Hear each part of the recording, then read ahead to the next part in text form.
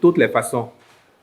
Ce que nos mamans vont payer, nos frères, nos pères ce qu'ils vont payer est largement, très largement en deçà de ce que les oiseaux de mauvaise augure ont professé. À savoir qu'on va exiger 50 000 aux dames, 100 000, même plus, qu'il faut avoir le BEPC pour vendre dans ces marchés-là. Vous vous souvenez, ce n'est pas nous.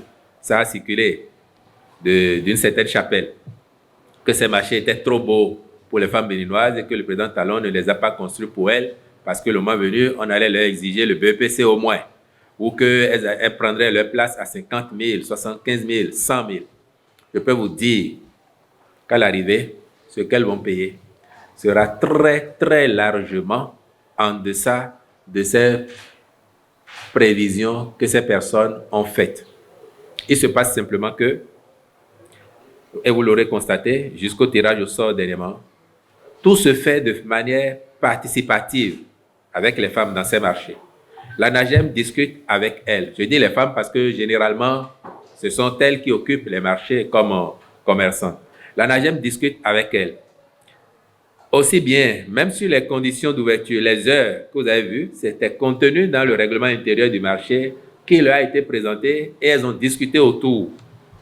Donc, sur les redevances aussi, elles sont consultées. Ce qu'elles sont en capacité de payer chaque jour comme redevance. Et pour l'instant, leur proposition elle-même, ça va de 300, 400 francs, 500 francs par jour. Certains ont même dit 600 ou 700 par endroit dans les consultations.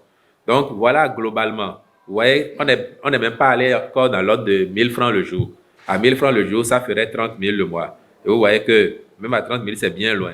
Mais je peux vous dire que ça n'atteindra même pas les 30 000 et que ça ne risque pas d'atteindre les 20 000. Vous voyez, les 2 premières semaines qu'elles passent au titre du mois de juin, c'est gratuit, elles ne vont pas payer de place pour ça. C'est l'expérience pilote.